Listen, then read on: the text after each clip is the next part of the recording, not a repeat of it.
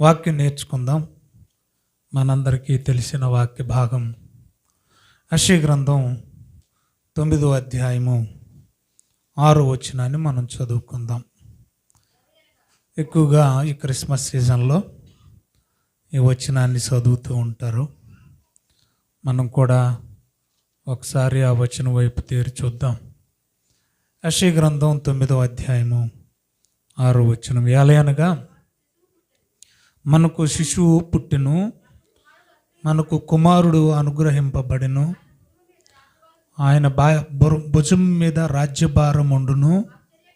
ఆశ్చర్యకరుడు, ఆలోచనకర్త, బలవంతుడైన దేవుడు, నిత్యుడగు తండ్రి, సమాధానకర్తయగు అధిపతి అని అతనికి పేరు పెట్టబడును. చాలండి. యేసు ప్రభు దైవత్వం గురించి ఈ మధ్య 2 తెలుగు రాష్ట్రాల్లో మరి ఎక్కువగా వైరల్ అవుతున్న సందర్భం. ఆ పుట్టబోవు శిశువు గురించి ముందుగానే యెషయా ప్రవక్త ప్రవచించిన ఆ ప్రవచనంలో ఆ యేసు ప్రభుకి మరొక పేరుంది. ఆయన బలవంతుడైన దేవుడు. యేసు ప్రభు ఎవరంట? బలవంతుడైన దేవుడు. తండ్రి అయిన దేవుడు కాదు, కుమారుడైన దేవుడు, బలవంతుడైన దేవుడు. ఆయన నామాల్లో మరొక నామమే ఆశ్చర్యకరుడు. యేసు ప్రభు ఎవరంట? ఆశ్చర్యకరుడు. యేసు ప్రభు చేసేది ఏదైనా కూడా ఆశ్చర్యమే. యేసు ప్రభు ఏది మాట్లాడినా ఆశ్చర్యమే. పరిసయ్యులు శాస్త్రులు కూడా ఆయన బోధకు ఆశ్చర్యపడ్డారంట కదా. మార్కు సువార్త చూశారా సందర్భాన్ని? ఆయన నోటొచ్చే మాటలు విన్న ప్రతి ఒక్కరు కూడా ఆశ్చర్యపోతూ ఉంటారు ప్రియులరా. కారణం ఆయన ఆశ్చర్యకరుడు. మార్కు సువార్త 1వ అధ్యాయము ఒకసారి మీరు తీయండి.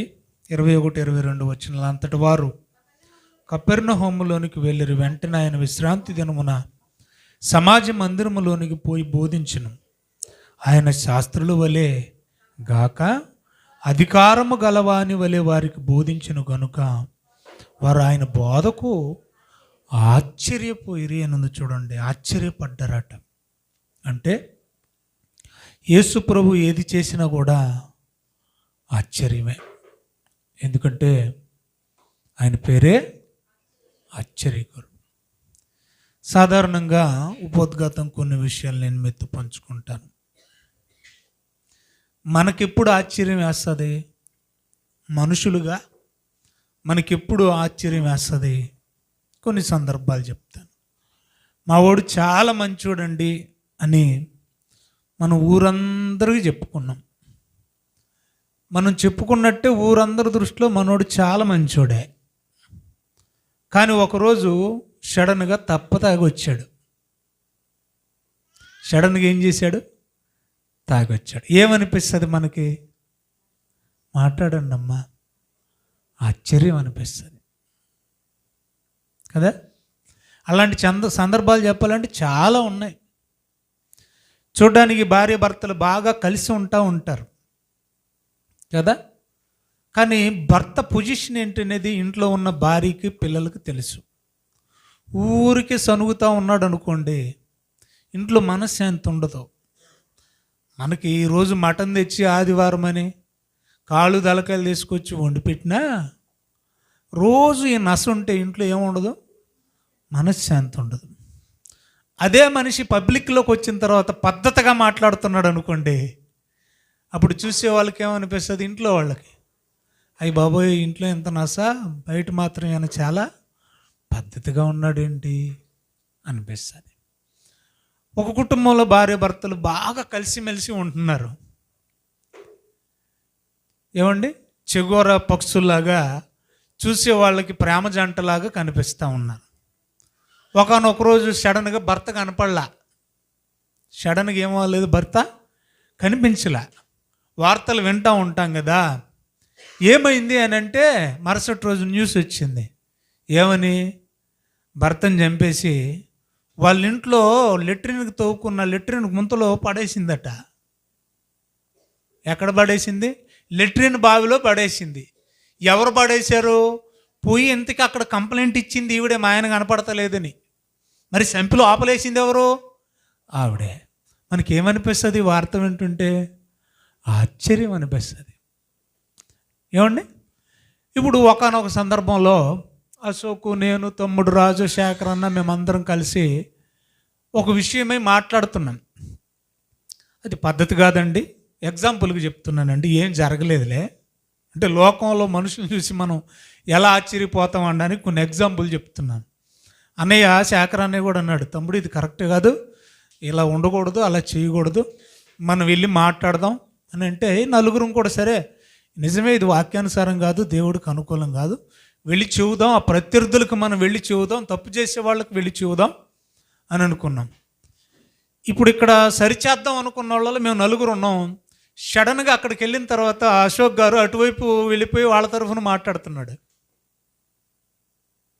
అశోక్ గారు ఏం చేశారు? సడన్గా అటువైపుకి వెళ్ళి వాళ్ళ తరఫున మాట్లాడుతున్నాడు. అదేంటి, ఇంతవరకు తప్పు దిద్దడానికి కదా మనం అందరం సమైక్యమయ్యాం, మాట్లాడుకున్నాం, నువ్వేంటి తప్పు చేసిన వాళ్ళ వైపుకి వెళ్ళి మాట్లాడుతున్నావు? ఏమనిపిస్తుంది సడన్గా? మా ముగ్గురికి ఏమనిపిస్తుంది అశోక్ గారు అలా మాట్లాడితే? ఆశ్చర్యం అనిపిస్తుంది. మాట మార్చేసాడేంటి? వాళ్ళ పక్షాన, తప్పుడు పక్షాన మాట్లాడుతున్నాడేంటి? ఇలాగ ఎన్నెన్నో ఆశ్చర్యాలు. ఇక హిప్నటిజం అనేది ఒకటి ఉంది. దాన్ని ఇంద్రజాలం లేదా మాయాజాలం అంటారు. యూట్యూబ్లో నేను చెప్పినందుకైనా తర్వాత మీరు ఇంటికి వెళ్ళాక సెర్చ్ చేయండి. నీళ్ళు తాగుతూ ఉంటాడు. 2 లేదా 3 గాజు బాటిళ్ళు, గాజు గ్లాసులు పెడతారు. ఈయన తాగింది ఒకే రకమైన వాటరు. ఆ తర్వాత ఒక్కొక్క గ్లాసులో ఒక్కొక్క రంగు నీళ్ళు ఊదుతూ ఉంటాడు.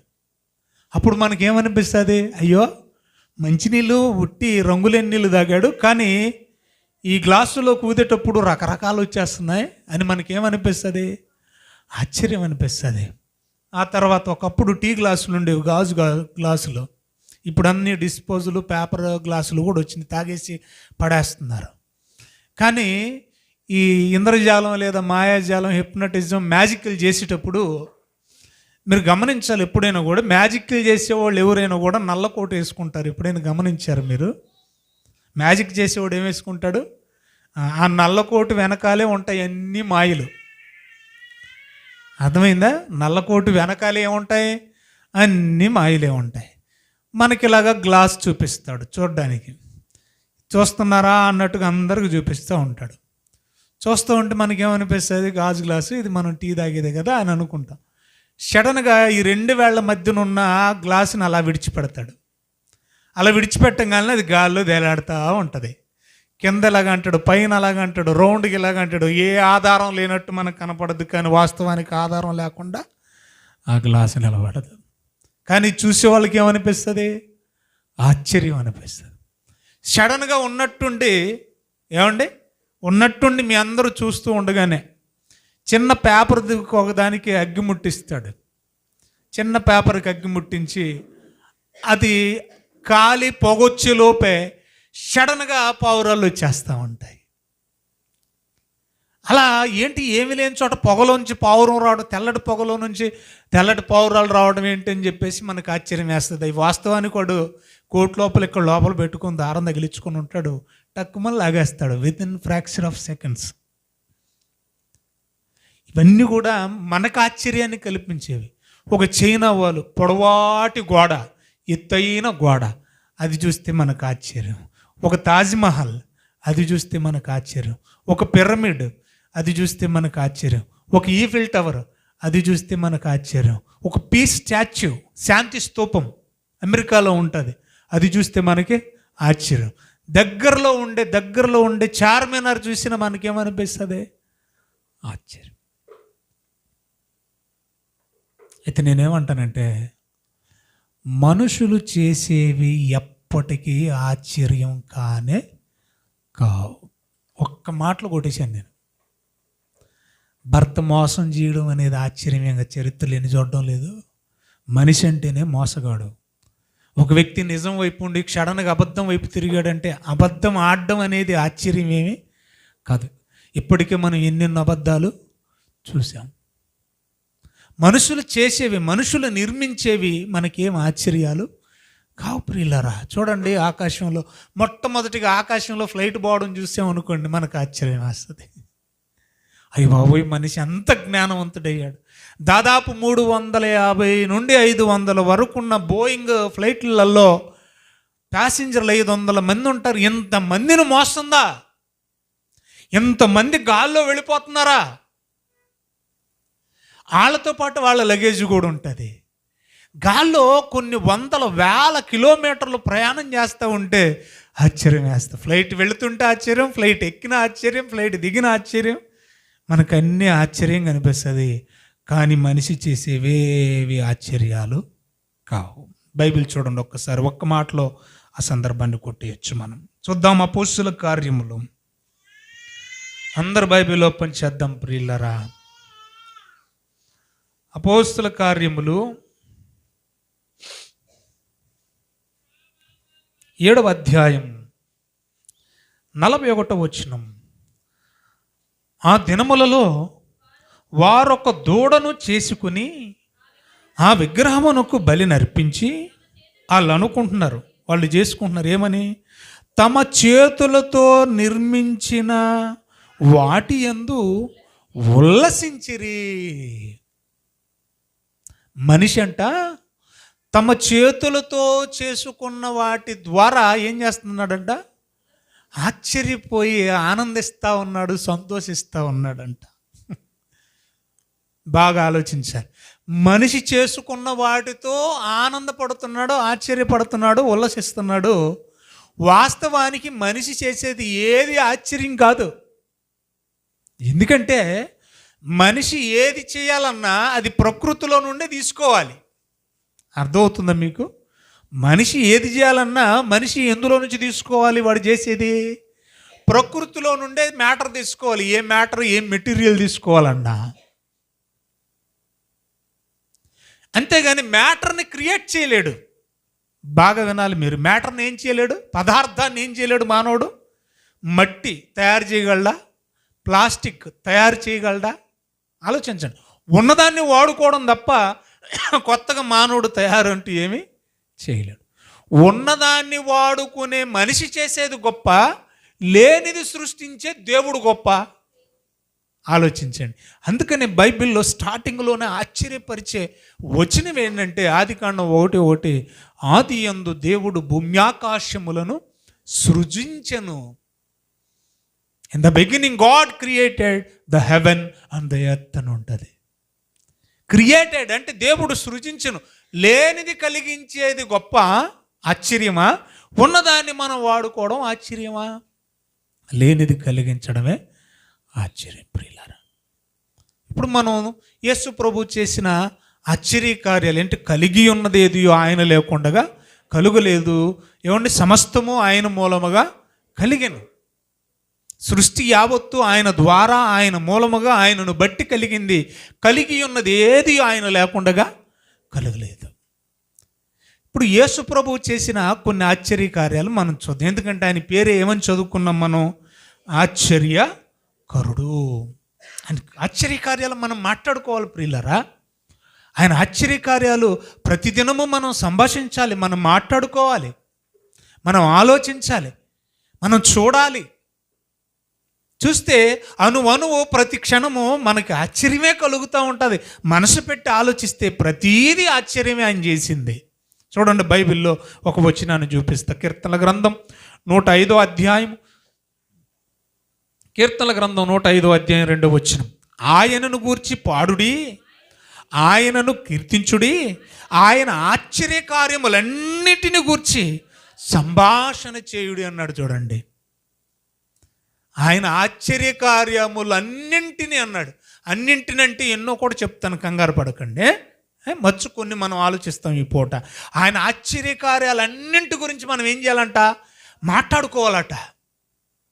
మరి ఎప్పుడైనా మనం మాట్లాడుకుంటున్నామా? ఎప్పుడైనా మీ ఇంట్లో మీరు మాట్లాడుకున్నారా? సంభాషించారా? ఆయన ఆశ్చర్యకార్యాల గురించి సంభాషణ చేసుకోవాలంట. సంభాషణ చేసుకునే అన్ని ఉన్నాయి ఆయన ఆశ్చర్యకార్యాలు.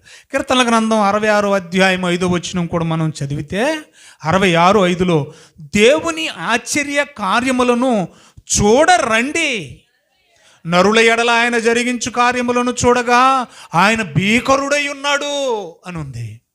66:5లో ఏమంటున్నాడు? ఆయన ఆశ్చర్య కార్యములను చూడడానికి రండి. ఆయన చేసే ఆశ్చర్యకార్యాలు ఎలా ఉంటాయంటే భీకరమైనవి, తుస్సుమనిపోయే కాదు. The facts which has revealed అని మీరు యూట్యూబ్లో టైప్ చేస్తే ఈ మ్యాజిక్ చేసే వాళ్ళ సీక్రెట్స్ అన్నీ కూడా బయట పెడతారు. ఫ్యాక్ట్స్ అన్నీ కూడా బయట పెడతా ఉంటారు. వాళ్ళు చేసే ప్రతిదానికి ఆధారం ఉంటుంది, మ్యాజిక్ ఉంటుంది. అంటే వాస్తవానికి ఆధారం ఉంటుంది, లేనట్టుగా చూపిస్తాడు. అది మాయ. కానీ దేవుడు చేసేది మాయ కాదు, వాస్తవం. ఆయన ఆశ్చర్యకార్యాలు ఎలాంటివంటే తుస్సుమనిపోయాయి కాదంటే ఎలాంటివట? భీకరమైనవి. ఆలోచిస్తే గుండెలు అవిసిపోతాయి అన్నది కదా. ఏమండి? యొర్దాను నది దాటిన వెంటనే యెరికో పట్టణానికి వెళ్ళిన తర్వాత వేగులు వారితో చూసి మాట్లాడిన ఒక రాహాబు అనే వేశ్య ఆయన ఆశ్చర్యకార్యాలను చూసి మా గుండెలు అవిసిపోయినవి అంటుంది. భీకరమైనవి. ఎందుకంటే సముద్రాన్ని 2 పాయలు చేయగల శక్తి ఏ మానవుడికి లేదే. ఆయన ఆశ్చర్యకార్యాలు అన్నిటికీ ఆశ్చర్యం అయితే క్రైస్తవులారా మనకెందుకు ఆశ్చర్యం అనిపించట్లేదు? భీకరమైనవి అన్నాడు. ఎన్నున్నాయి ఆయన చేసే ఆశ్చర్యకార్యాలు? ఎన్నున్నాయంట? ఎన్ని కార్యాలు ఉన్నాయి ఆయన చేసిన ఆశ్చర్యకార్యాలు? అదే కీర్తనల గ్రంథం 40వ అధ్యాయం 5వ వచనం చూడండి. కీర్తనల గ్రంథం 40వ అధ్యాయం 5వ వచనంలో ఎన్నున్నాయి? ఆయన ఆశ్చర్యకార్యములన్నిటిని గురించి సంభాషణ చేయమన్నాడు కదా. యెహోవా మా దేవా, నీవు మా ఎడల జరిగించిన ఆశ్చర్య క్రియలను, మా ఎడల నీకున్న తలంపులు బహు విస్తారములు, వాటిని వివరించి చెప్పేదని అనుకుంటున్నా అవి లెక్కకు మించి ఉన్నవి అన్నాడు. చాలమ్మా, ఆయనకి సాటి అయిన దేవుడు మరొకరు లేరండి. ఇన్నున్నాయంట లెక్క పెట్టాలంటే దేవుని ఆశ్చర్యకార్యాలు లెక్కకు మించి ఉన్నవి అన్నాడు. ఇప్పుడు లెక్కకు మించి ఉన్నవి అన్నాడంటే మనకి ఇవ్వబడ్డ ఆయుష్కాలం కూడా ఆయన ఆశ్చర్యకార్యాలు తలుచుకోవడానికి సరిపోదు. కాబట్టి వాటిలో కొన్ని చెప్తాను, చాలా జాగ్రత్తగా మనం విందాం. సాధారణంగా విమానాన్ని చూసినప్పుడు మనకు ఆశ్చర్యం. విమానాన్ని మొట్టమొదటిగా 1903 సంవత్సరం 1903 క్రీస్తు శకంలో 2 సహోదరులు కనిపెట్టారు. వారిని మనం రైట్ బ్రదర్స్, రైట్ సోదరులు అని పిలుస్తారు. అంటున్నారు కదా. 1903 కరెంట్ అఫైర్ ఇది. పిల్లలకి టెట్ రాశారు, ఐ థింక్ నిన్న రాశారు అనుకుంటా. డిఎస్సి అలా రాసే పిల్లలకి, కాంపిటేటివ్ ఎగ్జామ్స్ రాసే పిల్లలకి అవసరం. 1903లో రైట్ సోదరులు విమానాన్ని కనిపెట్టారు. మనకి ఆకాశంలో అంత బరువు ఎగురుతుంది ఏంటి? ఒక్క మానవుడు, ఒక పైలట్ దాన్ని మలచడం ఏంటి? యుద్ధ విమానాలను చూసినప్పుడు తల్లకిందులుగా వెళతూ ఉంటాయి. యుద్ధ విమానాలు రాజ్యాల మీద దాడి చేస్తూ ఉంటాయి. మనిషి అన్న గురి తప్పుతాడేమో కానీ విమానం వేసే ఆ క్షిపణి మాత్రం గురి తప్పదు. ఈ మధ్య ఇస్రాయేల్, ఇరాన్, ఇరాక్ వాటి మీద జరుగుతున్న యుద్ధాలు మనం చూస్తుంటే మనకు ఆశ్చర్యం అనిపిస్తుంది. ఆ డ్రోన్లతో యుద్ధం చేయటం ఏంటి? ఆ క్షిపణులతో యుద్ధం చేయటం ఏంటి? ఆ జట్లతో యుద్ధం చేయటం ఏంటి? ఇవన్నీ చూసినప్పుడు మనకు ఆశ్చర్యం వేస్తుంది. అందులో ఉన్న ఇంధనం ఏంటి? అది గాల్లోకి నేల మీద నుండి అమాంతంగా ఎగిరిపోవడం ఏంటి? అంతమంది జనాన్ని మోయడం ఏంటని ఆకాశంలో ఎగురుతున్న విమానాన్ని చూసి మనకేమేస్తుంది?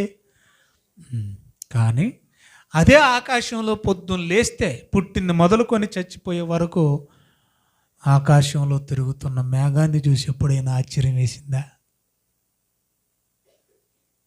మేఘాన్ని రోజు మనం చూస్తున్నామా లేదా? ఎప్పుడైనా మేఘాన్ని చూసి మనకు ఆశ్చర్యం వేసిందా? అదంతా అలాగ అక్కడే ఉంటుంది. మేఘము వర్షించును, అంతే కదా. మనం ఏం నేర్చుకుంటాం?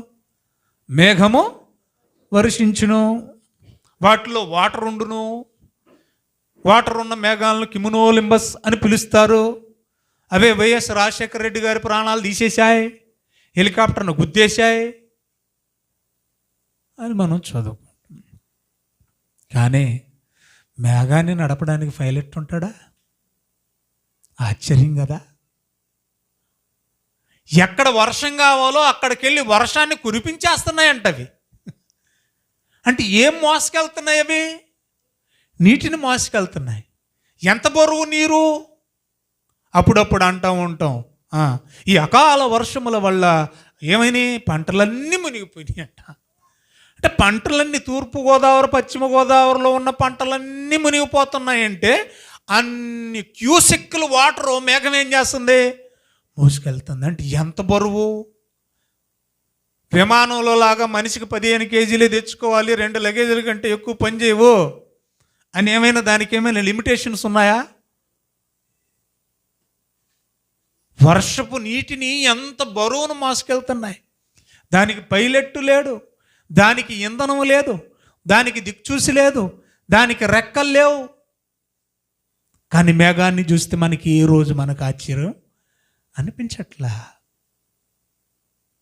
మనం రోజు నివాసం చేస్తున్న ఈ భూమిని చూడండి. గాజు గ్లాసు గాల్లో వేలాడడం ఆశ్చర్యం ఏముందండి? కానీ భూమిని చూస్తే మనకు ఆశ్చర్యం వేస్తుంది. ఎందుకంటే దేవుడు భూమిని ఏ ఆధారము లేని చోట వేలాడ దీసెను. ఇందాక అశోకబాబు పాట పాడాడు, శూన్యములో ఈ భూమిని వ్రేలాడదీసిన నా యేసయ్యా నీకే వందనం. శూన్యములో ఏ ఆధారం లేని చోట భూమిని దేవుడు ఏం చేశాడు? యేసయ్య. ఆశ్చర్యం అండి. 26వ అధ్యాయము యోబు గ్రంథం మనం చదువుతుంటే ఈ మాట ఎప్పుడో క్రీస్తుకు పూర్వం దాదాపుగా 1700 సంవత్సరాల క్రితమే వ్రాయించాడు. 7వ వచనం 26వ అధ్యాయము యోబు గ్రంథం చదవండి దయచేసి. యోబు గ్రంథం 26:7. శూన్య మండలము పైన, శూన్యము అంటే ఇన్ ద స్పేస్, ఖాళీ స్థలం. అది ఆకాశ విశాలములో శూన్య మండలము పైన ఉత్తర దిక్కునున్న ఆకాశ విశాలమును ఆయన పరిచెను. శూన్యము పైన భూమిని దేవుడు ఏం చేశాడు? వ్రేలాడదీశాడు. భూమిని చూసినప్పుడు మనకు ఆశ్చర్యం కలగాలి. ఈ మధ్య మెట్రోస్ వస్తున్నాయి. మేబీ ఫర్దర్గా ఫ్యూచర్లో విజయవాడ కూడా మెట్రో ప్రపోజల్లో ఉంది, వైజాగ్ కూడా ప్రపోజల్లో ఉంది. ఆల్రెడీ జంట నగరాల్లో అనగా హైదరాబాద్, సికింద్రాబాద్లో మెట్రోస్ రన్ అవుతున్నాయి. పెద్ద పెద్ద మహానగరాల్లో మెట్రోలు తిరుగుతున్నాయి. శబ్దం ఏమి అనిపించదు, కానీ చాలా స్పీడ్గా వెళ్ళిపోతూ ఉంటాయి. ఆశ్చర్యం అనిపిస్తుంది. మెట్రో మనకు చైనా నుంచి దిగుమతి, చైనా జపాన్ నుండి మనం దిగుమతి చేసుకుంటాం. అదే చైనాకు మనం వెళ్ళిపోతే వేగవంతంగా పరిగెత్తే ట్రైన్స్ ఉన్నాయి, బుల్లెట్ ట్రైన్స్ అన్నారు వాటిని.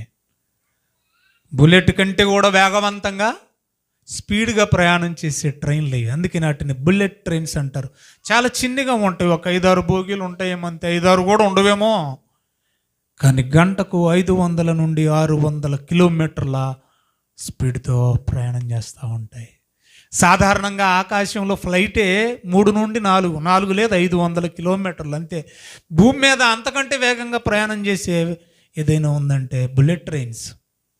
కొంతమంది ట్రైన్ వచ్చేటప్పుడు వీడియో తీసుకుందామని దగ్గరికి వెళ్ళి ఆన్ చేసి పెట్టుకుంటారు. అలా అది వచ్చింది తెలియదు, పోయింది తెలియదు. ఒకసారి వచ్చిపోమ్మ మెరుపు తీగ అన్నట్టు ఉంటుంది. ఒకసారి వచ్చి పోమ్మా, వచ్చి వెళ్ళమ్మా మెరుపు తీగ అన్నట్టుగా జూమ్ అంటది అంతే. అది వచ్చింది తెలియదు, పోయింది తెలియదు, దుమ్ములేసేది ఒకటే తెలుస్తుంది మనకి. అంటే భూమి మీద మనం తయారు చేసుకున్న ఈ బుల్లెట్ ట్రైన్ ఏదైతే ఉందో ఆ వేగాన్ని చూసి మనం ఆశ్చర్యపోతూ ఉంటే, గంటకు బహుశా మహా అంటే 500 కిలోమీటర్ల వేగంతో వెళ్ళే ఒక ట్రైన్ చూసి ఆశ్చర్యపోతూ ఉంటే, మనం ఉన్న భూమి గంటకు 1,11,600 కిలోమీటర్ల వేగం. గంటకు ఎంత చెప్పండి? 1,11,600 కిలోమీటర్ల ప్రయాణం అంటే ఏమైనా ఊహకు అందుతుందా? కడుపులో సల్ల కదలకుండా కూర్చున్న కుర్చీలో కూర్చున్నట్టే, ఫ్యాన్ అక్కడనే ఉంటుంది, మూతి దగ్గర మైక్ అక్కడనే ఉంటుంది, కింద కూర్చి అక్కడనే ఉంటుంది, మనం అక్కడనే ఉంటున్నాం. ఎంత స్పీడ్గా భూమి తిరుగుతుంది, కానీ ఎప్పుడైనా మనం కదులుతున్నామా? ఏమైనా కదిలినట్టుందా? దట్టు బుల్లెట్ ట్రైన్కి కూడా సజెస్టెడ్ వెయిట్ ఉంటుంది. ఆ బరువు లేకపోతే ఆ వేగానికి పట్టాలు తప్పి గాల్లో గిరగిర తిరిగిపోద్ది. అర్థమైంది మీకు? అలాగని బరువు ఎక్కువైన ప్రమాదమే, పట్టాలు దెబ్బేస్తుంది. లిమిటెడ్ వెయిట్ ఉండాలి దానికి. కానీ భూమి బరువును మీరు ఆలోచించండి. 7 ఖండాలు, 7 మహాసముద్రాలు, ఎన్నెన్నో పర్వతాలు, ఎన్నెన్నో జలపాతాలు, ఎన్నెన్నో సముద్రాలు, 3 వంతులు నీరే. 3 వంతులు ఏముంది? నీరు 1 వంతు భూభాగం. ఆశ్చర్యం కదా, ఎంత బరువు! ఇప్పటికీ మానవ మేధస్సుకు, మానవ జ్ఞానానికి అందిన జీవరాశుల సంఖ్య 84 లక్షల రకాలు. ఎన్ని రకాలు? 84 లక్షల రకాల జీవరాశులు. అయితే వాటి పిల్లలు, మనవరాళ్ళు ఏమంటే తరతరాలు. ఎన్ని జీవులండి! ఎంత బరువు మోస్తుందండి అప్పుడప్పుడు. అందుకే అంటాం, ఒరే దరిద్రుడా, నువ్వు జస్తే భూమికి భారమైన దగ్గుద్దరా, సావరాదు. పిల్లల మీద చిరాకు వస్తే తల్లిదండ్రులు వాడే పదం అదే, నువ్వు చేస్తే భూతల్లికి భారమైనా తగ్గుద్ది కదా, నువ్వు చావు. భూమి మంచివారిని, చెడ్డవారిని, అన్నింటినీ, ఎన్ని చెట్లు, ఎన్ని శ్యాములు, ఎన్ని రకాలు, ఎంతమంది జనం! ఇప్పటికి నేటి జనం 850 కోట్లు రమారమి దాదాపుగా. ఇంత బరువు మోస్తూ ఏం చేస్తుంది? తన చుట్టూ తాను 1,11,600 కిలోమీటర్లు తిరుగుతుంది. ఎక్కడైనా దుమ్ములేసినట్టు కనపడుతుందా మనకి? ఎక్కడైనా తిరుగుతున్నట్టు బుల్లెట్ ట్రైన్ అన్న వెళుతూ జూమ్ అని సౌండ్ వస్తుంది. ఎంత తిరుగుతుంది భూమి! ఎక్కడైనా శబ్దం వినపడుతుందా మనకి? డిస్టర్బెన్స్ ఏమైనా ఉందా? రోడ్డు పక్కన, హైవే పక్కన ఉంటే మనకి చిరాకు వచ్చేస్తుంది. గీ బ్యా అంటే ఆ శబ్దాలు, ఆ సౌండ్లు, ఊయి అనే సౌండ్లు, గోబ గుయ్యి అంటూ ఉంటుంది. ఇంత స్పీడ్తో తిరుగుతుంది. కానీ మనకి ఎప్పుడు ఆశ్చర్యం అనిపించట్లేదా ప్రియులరా? దాన్ని నడిపే నాయకుడు కనిపించని నాయకుడు. ఆ పైలట్ తన కక్షలోనే తిప్పుతున్నాడు. ఏ రోజైనా భూమికి యాక్సిడెంట్ అయింది అని విన్నారు మీరు వార్తల్లో? భూమికి యాక్సిడెంట్ అయితే వార్త చదవడానికి మనం ఉండం. అర్థమైంది మీకు నా భాష? భూమికే యాక్సిడెంట్ అయింది అనుకోండి, వార్త చదవడానికి మనం ఉంటామా? ఉండం. మనం ఆ వార్త ఇవ్వడానికి మనిషి ఉండడు, వార్త వినడానికి మనిషి ఉండడు. ఆశ్చర్యం ప్రియులారా, దేవుడు కలిగించిన ప్రతిదీ కూడా ఆశ్చర్యమే. బల్బును చూడండి, Thomas Alva Edison 1879 to 80. Thomas Alva Edison Christian బల్బును కనిపెట్టాడు, ఫిల్మెంట్ కనిపెట్టాడు. అప్పటి వరకు ఏ దీపాలో, అప్పటి వరకు ఏ కిరోసిన్ దీపాలో, అప్పటి వరకు ఏ కొవ్వుతో తయారు చేసిన ఒత్తులో వెలిగించుకునేవాళ్ళు. కానీ మొట్టమొదటిగా చూసినప్పుడు మెర్క్యూరీ బల్బ్. ఆశ్చర్యం వేస్తే అప్పుడు మన చిన్నప్పుడు 10 రూపాయల బల్బులు కొనుక్కునేవాళ్ళు. కానీ ఇప్పుడు అన్ని ఎల్ఈడీలు అయిపోయినాయి, ఎల్సిడీలు అయిపోయినాయి. వాటి కాంతి చాలా గొప్పగా అనిపిస్తుంది. చూసినప్పుడు మనకేమనిపిస్తుంది? చీకట్లో వెలుగు, ఆశ్చర్యం అనిపిస్తుంది. కానీ అది వెలగాలన్నా దాని లోపల ఫిలిమెంట్ ఉండాలి. దాని లోపల ఫిలిమెంట్ ఉన్న వైర్లు కనెక్షన్ ఉండాలి. వైర్లు కనెక్షన్ ఉన్నా కూడా దానికి కరెంట్ ఉండాలి. కరెంట్ లేకపోతే అది పని చేయదు. కరెంట్ ఉన్న స్విచ్ చేయాలి. కానీ సృష్టి పుట్టింది మొదలుకొని మనం పుట్టక ముందు నుంచి ఆకాశములో పగలను వెలుగునిచ్చుటకు, పగలకు ఒక జ్యోతిని నియమించాడు దేవుడు. సూర్యుడిని ప్రతిరోజు మనం చూస్తున్నామే, ఏ రోజైనా మనకు ఆశ్చర్యం అనిపించిందా?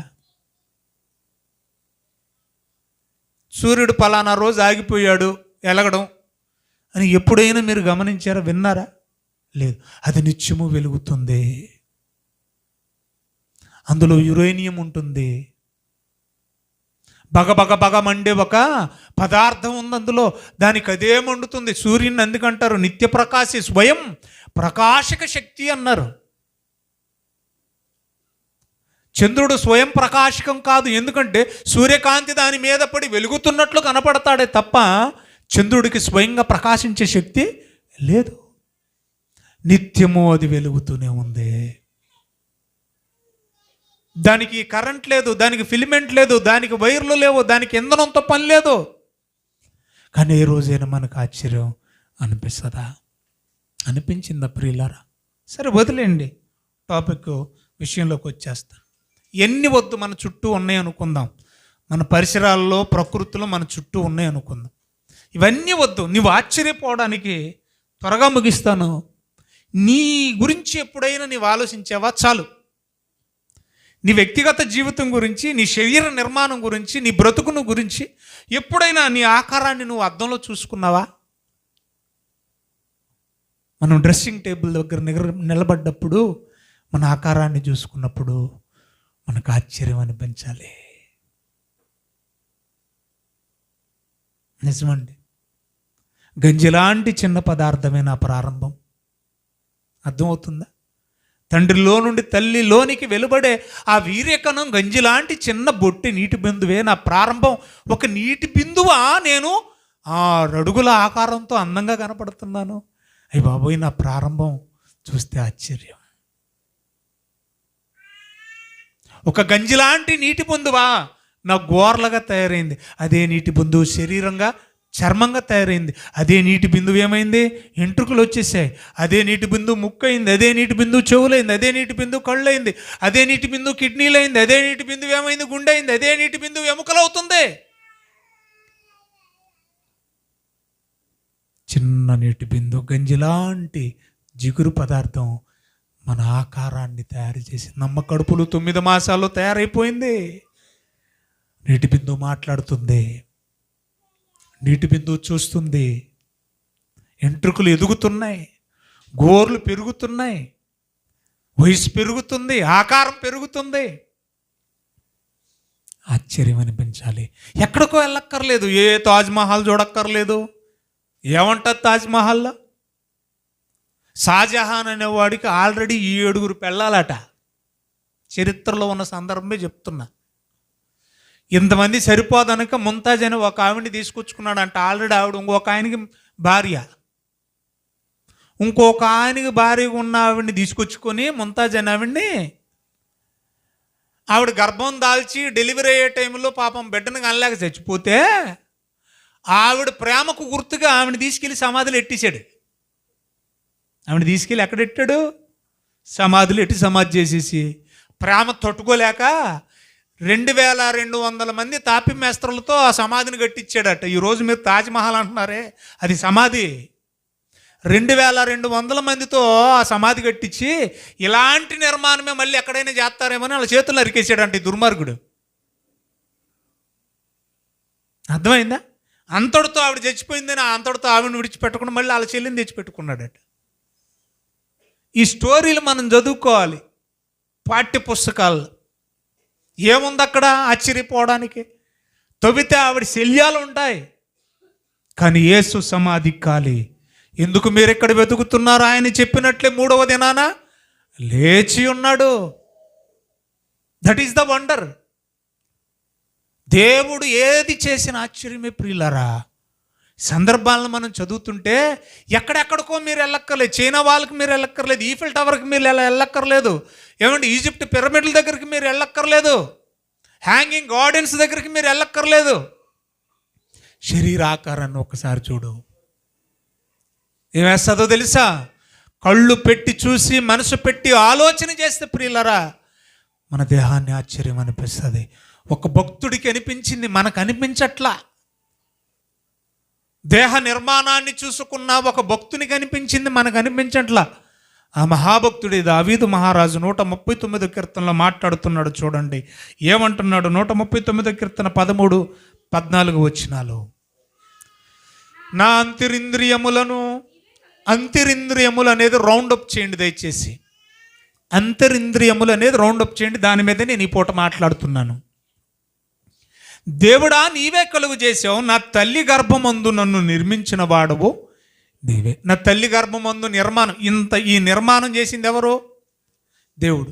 చిన్న జిగురు పదార్థమే ఎంట్రుకలైంది, చిన్న జిగురు పదార్థమే కళ్ళు అయింది, ముక్కు అయింది, పళ్ళు అయింది, ఎముకలయ్యాయి, చర్మం అయ్యాయి, గోళ్ళు అయ్యాయి, కాళ్ళు అయ్యాయి, ఏళ్ళు అయ్యాయి. ఈ నిర్మాణం ఎవరు చేశారు? అమ్మ చేయలా, నాన్న చేయలా. ఎవరు చేశారు? దేవుడే. నీవు నా తల్లి గర్భమందు నన్ను కలుగు చేసిన విధము చూడగా భయమును ఆశ్చర్యం. మనల్ని మనం చూసుకుంటే ఏం కలగాలి? మనకి భయం కలగాలి. రెండోది నిజమే, మనల్ని మనం చూసుకుంటే కలగదు, కానీ ఎదుటోళ్ళని చూసినప్పుడు మనకి రెండు కలుగుతాయి. అయ్యి బాబోయ్, ఈ గయాల గంప వచ్చేస్తుందండి, దుర్మార్గురాలు వచ్చేస్తుందండి, దీని నోట్లో నోరెట్టామంటే సత్యమే. భయం, మనిషి ఎదురు పడితే ఏంటి మనకి? ఏమంటుందో, ఏం కెలుక్కుంటుందో. ఆశ్చర్యం, ఎందుకంటే మనం ఊహించం ఆ మనిషి అలాంటిదని. కానీ పెద్ద న్యూస్ తెలిసేసరికి మనకి ఏమనిపిస్తుంది? ఇలాగా, అలాగా, ఆహా, అన్ని ఆశ్చర్యార్థకాలు. ఎండింగ్లో ఎదుటి మనిషిని చూసినప్పుడు భయం, ఆశ్చర్యం కాదు, నిన్ను నువ్వు చూసుకుంటేనే ఏం కలగాలి? నీకు భయం కలగాలి, ఆశ్చర్యం కలగాలి. అది ఆయనకి కలిగింది. ఆయనకి కలిగిందండి. ఎందుకు కలిగిందో తెలుసా? ఇప్పుడు శాస్త్ర పరిజ్ఞానం, సాంకేతిక పరిజ్ఞానం పెరిగిన తర్వాత శరీర అవయవాల్లో దేర్ ఆర్ 11 సిస్టమ్స్. శరీర భాగాలని 11 వ్యవస్థలుగా డివైడ్ చేశారు. మన శరీర అవయవాల్లో ఎన్ని వ్యవస్థలు ఉన్నాయి? 11 వ్యవస్థలు ఉన్నాయి. అర్థం చేసుకోండి మీరు. ప్రతి వ్యవస్థ ప్రతిరోజు దానిపైన చేసుకుంటా వెళ్తూ ఉంటుంది. నువ్వెంత సోమరుడువైనా ఆ సోమరతనం శరీర అవయవాల్లో ఉన్న ఏ వ్యవస్థకు లేదు కదా. ఎదురుగా బస్సు వస్తుంది అనుకోండి, సరేలే చూద్దాంలే అని అనుకుందనుకో, కంటికి సోమర్తనం వచ్చి బస్సు వస్తుంది, లారీ వస్తుంది అనుకోండి, సరేలే చూద్దాంలే అనే సోమర్తనం కళ్ళకు వచ్చింది అనుకో, ఏమైపోతావు? అది మ్యాటరు కదా. ఎదురుగా కంచంలో బోన్నా సోమర్తనం వచ్చింది అనుకో నోటికి, సరేలే తిందాంలే అని ఏమైపోతావు? అప్పుడు కూడా పోతావు, ఎండిపోతావు. అర్థమైందా? ఒరే బాబు జాగ్రత్తరా అనే మాట ఎవరైనా జాగ్రత్త చెప్తుంటే చెవికి మందం ఎక్కి సోమర్తనం వచ్చి విందాములే అని అనుకుంటే ఏమైపోతావు? పోవటమే. ఏమైపోతావు? పోతమే. అంటే శరీర అవయవాల్లో 11 వ్యవస్థలు ఉన్నాయి. ఎప్పుడైనా దావీదు మహారాజులాగా మన ఈ 11 వ్యవస్థలు మనం చూసుకున్నావా? చూస్తే వాటి పనితీరు చూస్తే ఆశ్చర్యం వేస్తుంది. నువ్వు ఆశ్చర్యపోవడానికి ఎక్కడికి వెళ్ళక్కర్లేదు, నిన్ను నువ్వు చూసుకో అంటున్నాడు దేవుడు.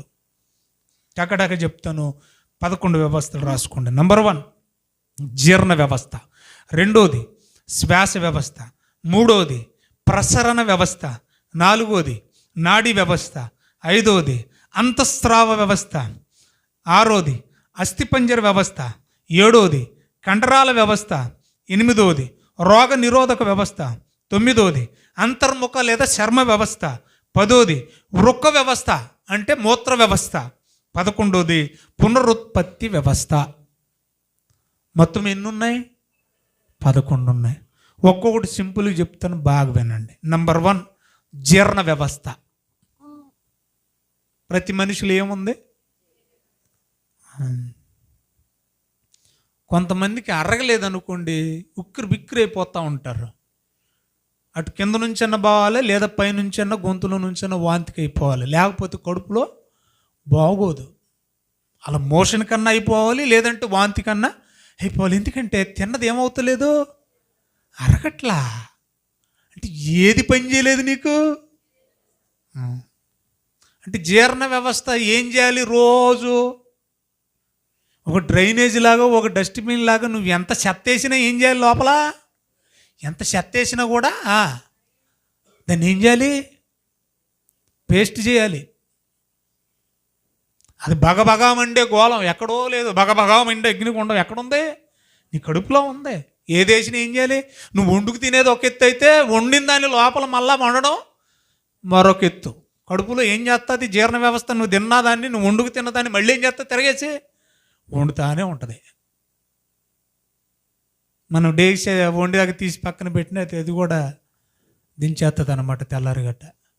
మరి అది పని చేయకపోతే మనం ఏమీ చేయలేం. ఏ రోజైనా జీర్ణ వ్యవస్థ ఇదిగో బూ ఎడుతున్నాను లోపలికి, ఈరోజు మటన్ ఎడుతున్నాను, మొక్కలు వేస్తున్నాను, దుమ్ములు వేస్తున్నాను, బాగా అరిగించని నువ్వు చెప్పావా? చెప్పలా. మనం చెప్పకుండానే జీర్ణ వ్యవస్థ తన పని చేస్తూ ఉంది. ఎవ్రీడే నిత్య కృత్యం ఇదే. ఆశ్చర్యం కదా. ఎంత బలమైంది తిన్నా కూడా ఏం చేస్తుంది? అది అరిగించేస్తుంది, గ్రైండ్ చేస్తుంది ప్రతినిత్యం. ఒక్కొక్కసారి ఫుడ్ పాయిజన్ అయిపోతూ ఉంటుంది, అన్నీ చెప్పేస్తూ ఉంటుంది.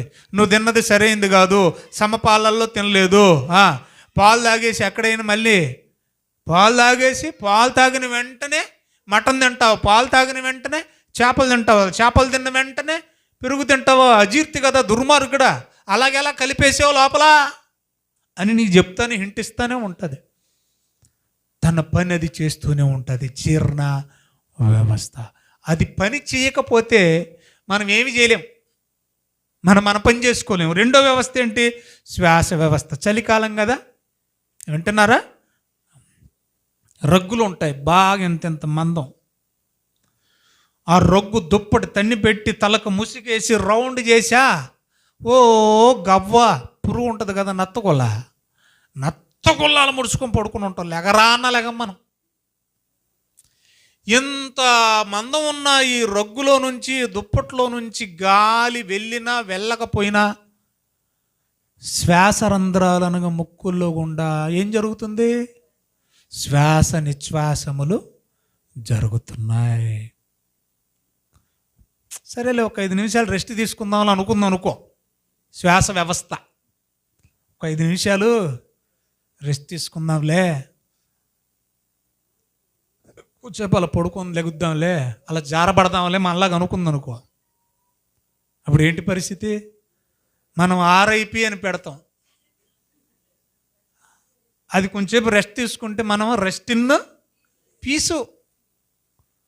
అప్పుడు మనం 4-5 రోజులైతే పీసే మట్లో. శ్వాస వ్యవస్థ డైలీ ఏం చేస్తుంది? పని చేస్తుంది. ఆ కంటెంట్, ఆ పాయింట్ మిస్ అవ్వకండి, పని చేస్తుంది. కాబట్టి మనం బ్రతుకున్నాం. ఎన్ని కబుర్లైనా చెప్తాం మనం, ఎన్ని మాటలైనా చెప్తాం మనం, ఎంత పనైనా చేయగలుగుతున్నాం. మూడోది రండి దయచేసి, ప్రసరణ వ్యవస్థ. అది ఏదైనా కానివ్వండి, ఏమండి, మనకి ఏదైనా సాడ్ న్యూస్ వినపడ్డది అనుకోండి, వెంటనే కళ్ళల్లో నుంచి ఏమవుతుంది? నీరు వస్తుంది. రక్త ప్రసరణ, ఏమండి, నీటి ప్రసరణ అనేది జరుగుతుంది. పని చేసామనుకోండి, ప్రసరణ ఏంటది? చెమట. అలాగా శరీరంలో రక్తం అనేది ఎవ్రీడే కాదు, అనుక్షణం ప్రతి క్షణం ఏం చేస్తుందో తెలుసా? గుండెకు శరీర అవయవాల నుండి గుండెకి వెళుతుంది, గుండె నుండి మరలా, ఏమంటే మీ అందరికీ తెలుసు కదా, కర్ణికలు, జఠరికలు, చెరలు, దమనులు మనం పిలుస్తా, చిన్నప్పుడు నేర్చుకున్నాం మనం. వాటి ద్వారా మన శరీర అవయవాలకు నిత్యము ఏం జరుగుతుంది? రక్త ప్రసరణ జరుగుతుంది. ఒక 10 నిమిషాలు రెస్ట్ తీసుకుందాంలే అని అనుకో, రక్త ప్రసరణ 10 నిమిషాలు ఎందుకు? ఏమంటే నిమిషం కూడా అక్కర్లేదు, ఒక అర నిమిషం తీసుకుందనుకోండి, ఇంకా లేచిపోయి బాధేసుకుంటూ ఉంటావు కాలు. తిమ్మిరెక్కిందా? ఎందుకు తిమ్మిరెక్కింది? రక్త ప్రసరణ జరగట్లా. అర్థమైందండి మీకు? నిన్న సెల్ ఫోన్ షాప్లో ఫోన్లో వచ్చింది. అలాగే రామచంద్రపురంలో స్కూల్లో కూడా ఒక పాప, 10th క్లాస్ పాప, అలా కూర్చొని పాటలు వెంటనే ముందు దబ్బును పడిపోయింది. హాస్పిటల్ వెళ్ళే లోపే చచ్చిపోయింది. సెల్ ఫోన్ కొనడానికి వచ్చాడు, ఫోన్ చూస్తూ ఉన్నాడు, ఫోన్ వదిలేశాడు, దబ్బుమని చెప్పి బోర్లో పడ్డాడు. ఫోన్ చూస్తూనే ఉన్నాడు, ఏం చేశాడు? దబ్బుమని ఆ గ్లాసు పొడి ఉంటుంది కదా, దాని మీద పడిపోయాడు, షోకేస్ మీద పడిపోయాడు. పెద్ద ఆయన దేవాంచేరులో నేను ఒక అంకుల్ దగ్గరికి వెళ్ళేవాడిని మటన్ కోసం. అప్పుడప్పుడు ఈరోజు మటన్ కోసం వెళ్దామని పొద్దున్నే ఫోన్ చేశా. వాళ్ళ అబ్బాయి ఎత్తాడు, ఏడుపు వినపడుతుంది. ఏంటన్నా ఏంటంటే ఏం మాట్లాడలేకపోతున్నాడు. నాకు చాలా ఇష్టమైన అంకులు, నాన్నగారు అని పిలుస్తాను నేను. మంచి వ్యక్తి, మంచి దైవికంగా ఉంటాడు. నాయన చనిపోయాడు అన్నయ్య, నిన్న చనిపోయాడు శనివారం, అక్క ఏడుస్తుంది అన్నయ్య అన్నాడు. ఏమైంది తమ్ముడు? పెయిన్ లాగా వచ్చింది, స్ట్రోక్ వచ్చింది, కాలం చేశాడు. అంటే మనలో రక్త ప్రసరణ జరగకపోతే అవయవాలు ఏమవుతాయి? పనిచేయడం. గుండెకు చేరవలసిన రక్తం చేరకపోతే బ్లాక్ అయిపోయింది అనుకోండి. ఎందుకంటే వాల్స్ బ్లాక్ అయిపోయినాయి. అందుకని హార్ట్ అటాక్ వచ్చింది, వాల్స్ బ్లాక్ అయిపోయినాయి, అందుకని పెరాలసిస్ వచ్చేసింది. అందుకనే బ్లాక్ అయిపోతే చేతులు కాళ్ళు ఏమైపోతాయి, పనిచేయడం ఆగిపోతాయి. రక్త ప్రసరణ వ్యవస్థ ప్రతిరోజు జరుగుతుంది కాబట్టి మనం కదులుతున్నాం, మన పని మనం చేసుకోగలుగుతున్నాం. ఇంకా నాలుగోది మీరు ఆలోచించండి, నాడీ వ్యవస్థ. ఇప్పుడు మనం డాక్టర్ల దగ్గరికి వెళితే సెతస్కోప్ అని చెప్పేసి గుండె మీద ఈపు మీద ఏడవ చోట పెడుతున్నారు, చేతికో ఎక్కడో చోట పెట్టేసా గంటకి ఎన్నిసార్లు కొట్టుకుంటుందో, నిమిషానికి ఎన్నిసార్లు కొట్టుకుంటుందో చెబుతున్నారు. నాడీ వ్యవస్థ సాధారణంగా మనకు 3 చోట్ల కనపడతా ఉంటుంది ఈ నాడి కుట్టుకునే స్థలం. మన చిన్నప్పుడు ఈ మిషన్లు ఏమీ లేవు. డాక్టర్ గారి దగ్గరికి వెళితే డాక్టర్లు కూడా ఇంగ్లీష్ డాక్టర్లు తక్కువ ఉండేవాళ్ళు, బాగా తక్కువ ఉండేవాళ్ళు. ఆయుర్వేదమో హోమియోపతియే ఉండేవి అన్నమాట. వాళ్ళు మొట్టమొదటిగా మనం వెళ్ళంగానే చేయబట్టేసుకునేవారు. ఇలా పట్టుకోగానే ఇది ఇక్కడ ఈ భాగంలో పట్టుకోగానే మీరు పట్టుకొని చూడండి, టక్క టక్క టక్క కొడతా ఉంటుంది. ఏంటది? నాడి. చచ్చిపోయిన తర్వాత కూడా మనిషిని అక్కడే చూస్తారు. రెండోది, ఇది ఈ భాగంలో, ఈ మెడ భాగంలో ఇలా చేయి పెట్టుకొని చూడండి, ఖచ్చితంగా ఇక్కడ కూడా నరం ఏం చేస్తూ ఉంటుంది, కొడతా ఉంటుంది. అలాగే ఈ కాలు ఇక్కడ ఈ భాగం మీరు చూడండి, గిరక అని అంటారు కదా, అరికాలికి పై భాగం, ఆ నరాన్ని కూడా అలాగ 2 చేతులతో ఇలాగ వెనకాల తిరిగేసి ఇలా పెట్టండి, కొట్టుకుంటూ ఉంటుంది. ఈ 3 భాగాల్లో నాడి మనకు తెలుస్తుంది. కానీ ప్రతి క్షణం మన కణత అంటారు, దీన్ని కణత భాగం అంటారు. ఈ భాగం కూడా మీరు ఇలా వేళ్ళు పెట్టుకొని చూడండి, అక్కడ కూడా కొట్టుకుంటానే ఉంటుంది. ఈ నాడీ వ్యవస్థ కూడా ప్రతిదినం ఏం చేయాలి, ప్రతి క్షణం పనిచేయాలి, లేకపోతే మనం పనిచేయాలి. తర్వాత అంతఃస్రావ వ్యవస్థ అంటే శరీర అవయవాల్లో కొన్ని స్రవించాలి, కొన్ని రసాయనాలు ఏమవ్వాలి, స్రవించాలి. మీకు అర్థం కావడానికి, మీకు బాగా అర్థం కావడానికి ఒక చిన్న సందర్భం చెప్తానండి.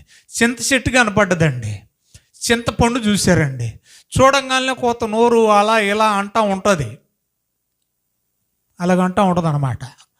అదే చింతకాయ కోసేసి నేను పటామని నవిలేసి కసాబెసా నవిలేస్తున్నాను అనుకోండి, అప్పుడు ఏమనిపి, ఏటక్క గుతకలు వేస్తుంది, విజయక్కేటి గుటకలు మింగేస్తుంది, ఏమనిపిస్తుంది అనుకుంటేనే ఏమవుతుందంట అంటే నోట్లో ఏమూరుతుంది తెలియకుండానే స్రవం, ద్రవం.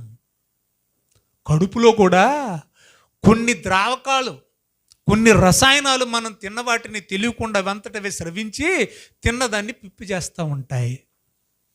మనకు తెలియకుండానే అంతర్గతంగా కొన్ని స్రావాలు, కొన్ని ద్రావకాలు ఏం చేస్తూ ఉంటాయి, స్రవిస్తూ ఉంటాయి. ఇవి మనకి తెలియవు. నీళ్ళు ఓరుతాయి, మింగేస్తాం, ఊరే మింగాము అన్న సంగతి కూడా మనకు తెలియదు.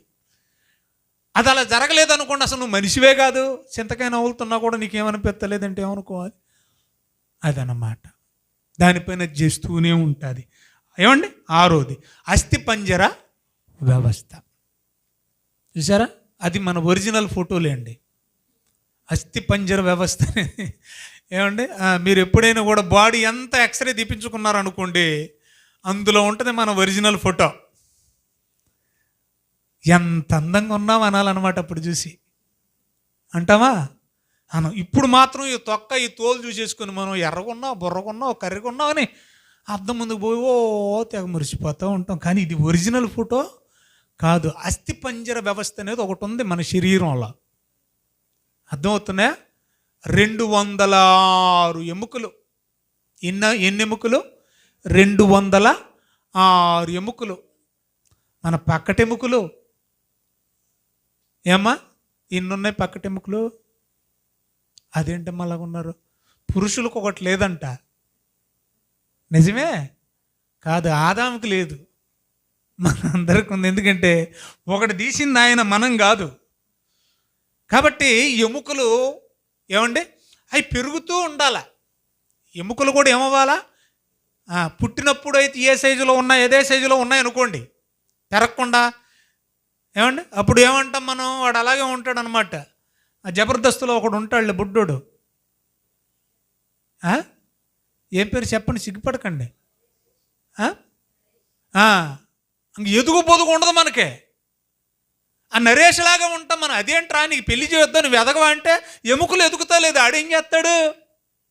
ఆశ్చర్యం ఏంటంటే ప్రియులారా, నిత్యము కొట్టుకుంటున్న గుండెకు కవచంలాగా ఎలా పట్టుంటాయి. ఎముకల గూడు ఎద దగ్గర ఇలా ఉంటాయి. మనం బోర్లు తిరిగి పండుకున్న ఎముకల గూడు కాసేస్తుంది. అదే ఎముకల గూడు వెళ్ళి గుండెకాయకు నొక్కేసింది అనుకో, గుండెకాయ ఆగిపోద్ది. చూసారా, ఎముకలు కూడా ఒకదానికొకటి కనెక్ట్ అయి ఉంటాయి. వాటి మధ్యలో కూడా మళ్ళీ జిగురు లాంటి పదార్థాలు. అప్పుడప్పుడు మోకాళ్ళ నొప్పులండి, ఏమైపోయిందండి డాక్టర్ గారి దగ్గరికి వెళ్తే అప్పుడు చెప్తాడనమాట ఆయన. ఎముకల డాక్టర్ అంటారు కదా మీరు. జిగురు ఏమైంది? జిగురు ఉండాలి నీకు. జిగురు లేకపోతే మనం నడవలేం, నొప్పులు వచ్చేస్తాయి. కాళ్ళు వంగవు, మోకాళ్ళు వంగవు, చేతులు వంగవు. ఎముకల వ్యవస్థ అది కూడా వాటి పని అవి చేయాలి. ఏమండి? ఆ తర్వాత ఏమన్నాడు? కండరాల వ్యవస్థ. అర్థమైందా? కండరాలు కూడా ఏం చేయాలి? వాటి పని అవి చేయాలి.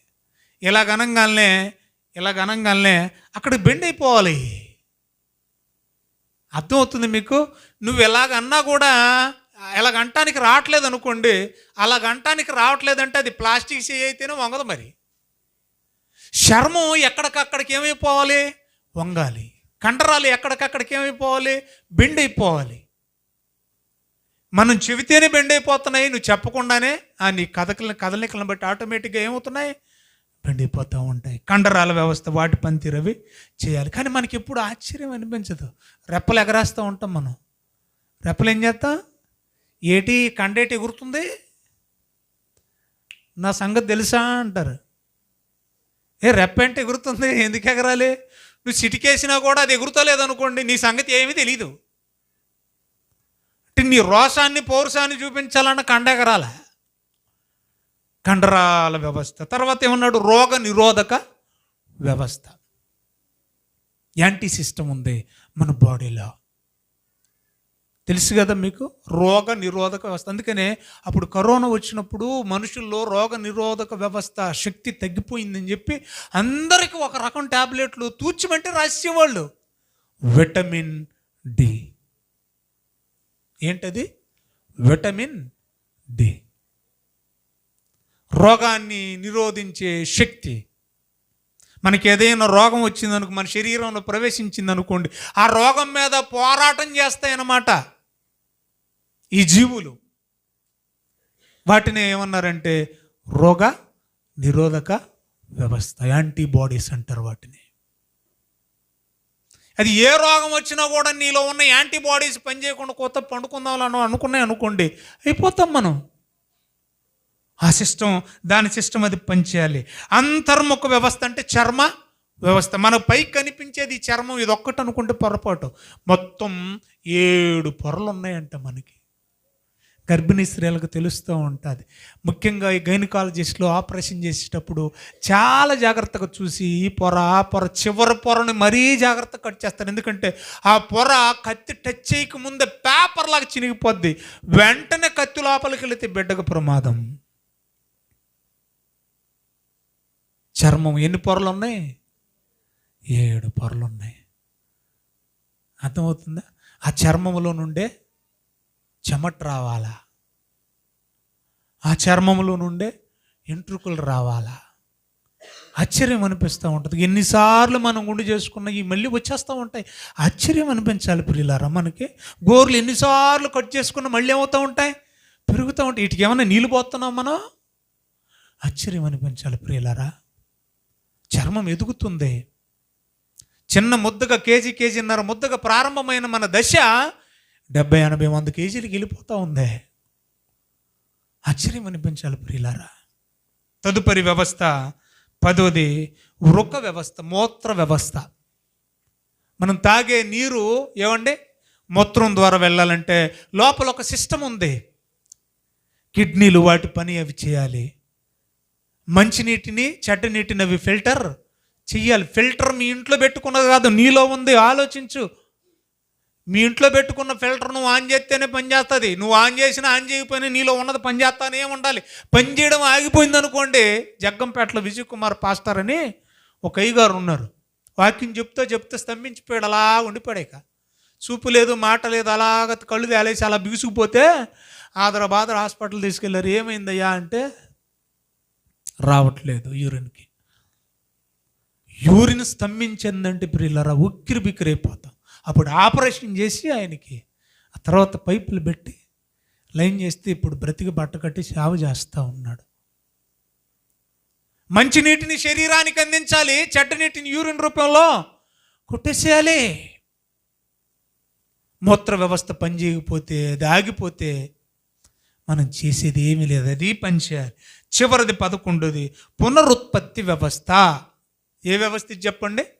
పునరుత్పత్తి వ్యవస్థ. అంటే వాటంతటా అవే తయారు చేసుకునే వ్యవస్థ. పునరుత్పత్తి అంటే వాటంతటా అవే ఏం చేస్తాయి? తయారు చేసుకుంటాయి, రెక్టిఫై చేసుకుంటాయి, ఉత్పత్తి చేసుకుంటాయి, పుట్టించుకుంటాయి. అంటే మనలో తనంతట తానే పుట్టించుకునేవి, బాగు చేసుకునేవి, క్రియేట్ చేసుకునేవి కొన్ని అవయవాలు ఉన్నాయి. ఎంట్రుకలు ఉన్నాయి, వాటంతట అవే పెరుగుతాయి. గోళ్ళు ఉన్నాయి, వాటంతట అవే పెరుగుతాయి. శరీర అవయవాల్లో ఒక అమూల్యమైనటువంటి ఒక అవయవం ఉంటుంది. అదేంటో తెలుసా మీకు? శరీర అవయవాలు కాలేయం అంటారు దాన్ని, ఇంగ్లీషులో లివర్ అంటాం మనం. ఏమండి? లివర్కున్న ఒక గొప్పదైనటువంటి పనితీరు ఏంటంటే ఫ్యాటీ లివర్. అప్పుడప్పుడు వింటూ ఉంటాం, అంటే ఏమంటాం, కొవ్వు కాలేయమని పిలుస్తూ ఉంటాం. ఫ్యాటీ లివర్ వచ్చిన వాళ్ళకి ఎక్కువ గ్యాస్ట్రిక్ ప్రాబ్లం అవుతుంది. ఫ్యాటీ లివర్ వచ్చిన వాళ్ళకి తిన్నది డైజెస్ట్ అవ్వదు. ఎందుకంటే తిన్నది అరగడానికి ఉపయోగపడే అవయవాల్లో ప్రాముఖ్యమైన పాత్ర పోషించేది లివరే. మనకు అప్పుడప్పుడు కామెర్లు వచ్చాయంటే అర్థం ఏంటి? లివర్ డ్యామేజ్ అయిందని అర్థం. సో ఇలాగా లివర్కి ఏదైనా సమస్య వచ్చిందనుకోండి, ఫ్యాటీ లివర్ ఇలాంటి సమస్య ఏదైనా వచ్చిందనుకోండి, లివర్కు ఉన్న పెద్ద గుణం ఏంటో తెలుసా? దానికదే బాగు చేసుకుంటుంది. పునరుత్పత్తి. దానికదే ఏం చేస్తుంది? బాగు చేసుకుంటుంది. అందుకని ఫ్యాటీ లివర్ రాగానే డాక్టర్ గారి దగ్గరికి వెళ్తే డాక్టర్ ఏమంటాడు తెలుసా? ఏ మందులు అక్కర్లేదమ్మా, దాని అంతట అదే బాగు చేసుకుంటుంది. ఒక 40 రోజులు నీసి తింటాం మాని అంటాడు. 40 రోజులు నీసి తినడం మాని లివర్ దాని అంతటదే బాగు చేసుకుంటుంది. ఎన్ని చెప్పమంటారు ప్రియులారా? కన్ను చూస్తుంది. కొన్ని లక్షల రంగులు చూస్తుంది. కొన్ని వందల రుచులు నాలుగు చూస్తుంది.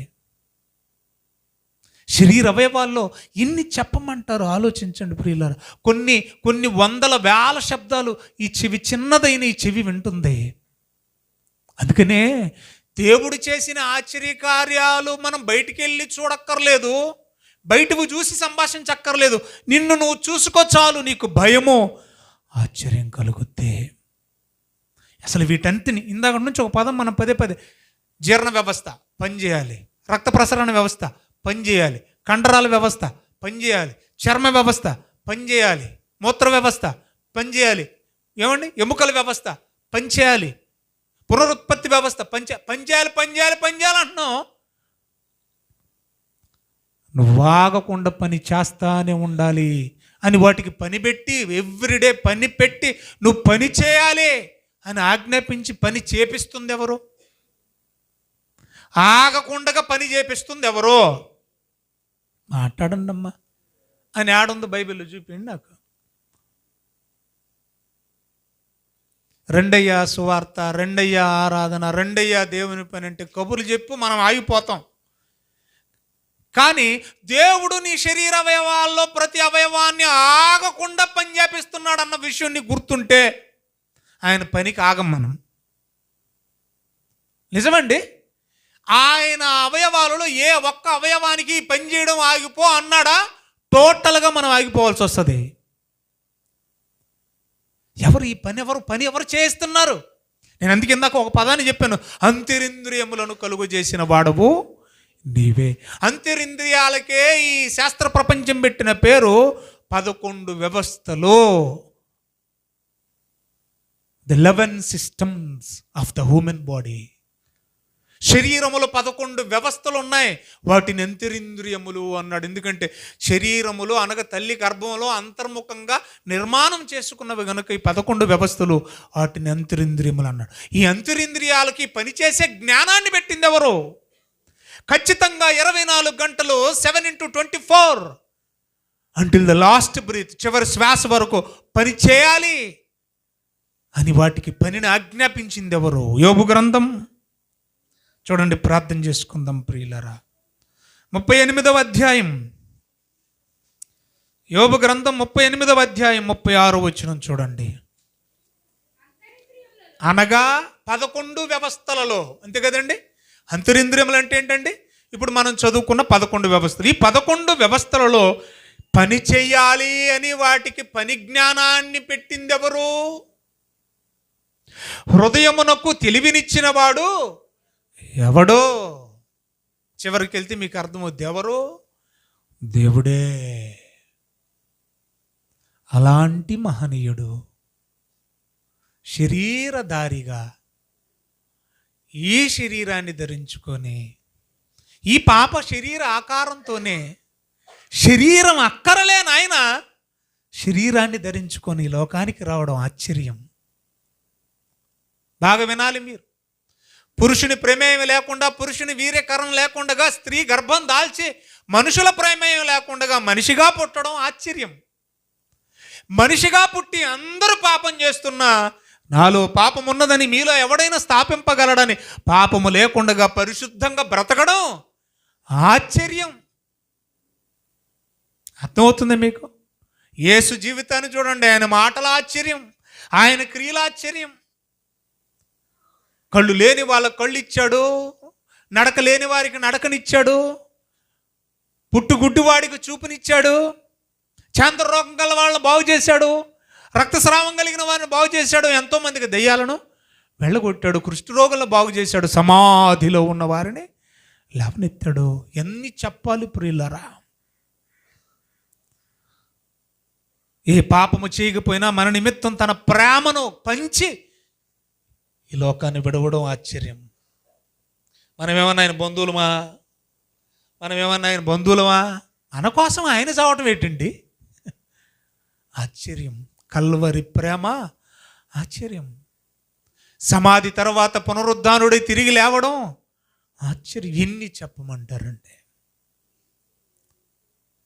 కానీ ఎన్ని తొంగలు దొచ్చేసి ఒక తాత ఒక చెట్టు మిమ్మల్ని తగలయ్యా. ఆయన ఉండుంటే, ఇప్పుడు ఉండుంటే ఆ చెట్టుకు ఉరిదీసేవాడు, దరిద్రం వదిలిపోను. క్రిస్మస్ వచ్చింది, ఆయన ఆశ్చర్య కార్యములను సంభాషించుడంటే ఈ మొత్తం దెబ్బలు వేసేసి ఒకడు వస్తాడు, తాత శాంటా క్లాజ్ అంట. ఆయన చూసి ఆనందం ఏంటి? అసలు లేడే బైబిల్లో. క్రిస్మస్ ట్రీ అంట, లేని ఎన్ని తెచ్చి పెట్టేసుకుంటున్నారు. మనుషులు చేతులతో తయారు చేసుకున్న వాటి యందు ఉల్లసిస్తున్నారు. చేతులతో దేవుడు చేసిన వాణ్ణి చూసి వాడు ఎప్పుడూ ఆశ్చర్యపోవట్లేదు. కనుక ఆయన పేరు ఆశ్చర్యకరుడు. ఆయన ఏది చేసిన ఆశ్చర్యమే, మనం ఏది చేసిన ఆశ్చర్యం కానే కాదు. ఒక పాట పాడుకుందాం, అందరికి వచ్చిన పాట. ఆశ్చర్యమైన ప్రేమ, కల్వరిలోని ప్రేమ, మరణము కంటే బలమైన ప్రేమది, నన్ను జయించెను ఈ ప్రేమ అనే పాట పాడుకుంటూ ప్రభునామాన్ని మైకిల్ తీసుకోండమ్మా. వచ్చిన వారందరూ దయచేసి నాతో కలిసి పాడండి.